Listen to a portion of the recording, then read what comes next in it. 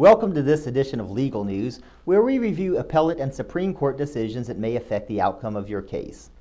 If a plaintiff claims $50,000 or less in damages in most Washington counties, the plaintiff can have the case heard in arbitration.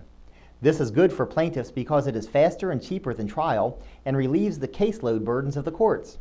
If any party doesn't like the arbitration award, they can appeal de novo or anew to a full jury trial in court.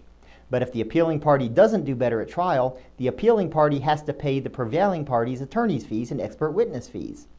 In most cases, the appealing parties are the defendants, with insurance companies calling the shots.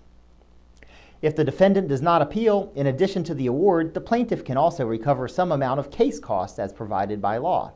These case costs include things like medical records and filing fees and what is known as a $200 statutory fee.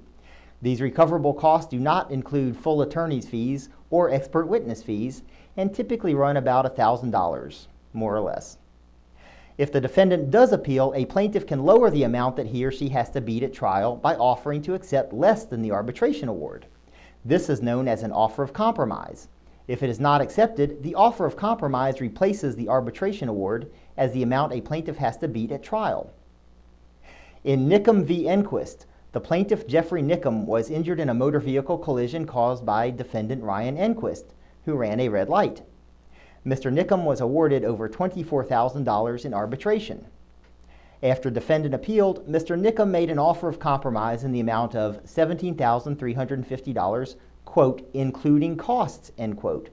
This was not accepted. The case went to trial, and the jury returned a verdict for Mr. Niccum in the amount of $16,650. Mr. Niccum claimed about $1,000 in cost, which when added to the $16,650 verdict on damages, exceeded the offer of compromise amount of $17,350. The trial court found that Mr. Niccum's offer, inclusive of costs, beat his result at trial and that he was entitled to recover his attorney's fees. The defendant appealed this decision to the Court of Appeals. The Court of Appeals agreed with the trial court.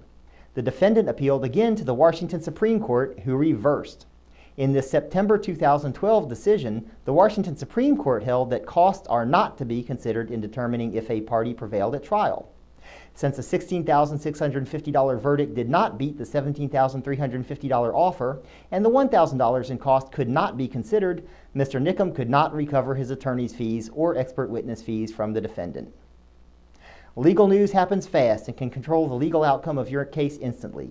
Feel free to check back here for future editions of Legal News. I'm Derek Moore for BishopLegal.com.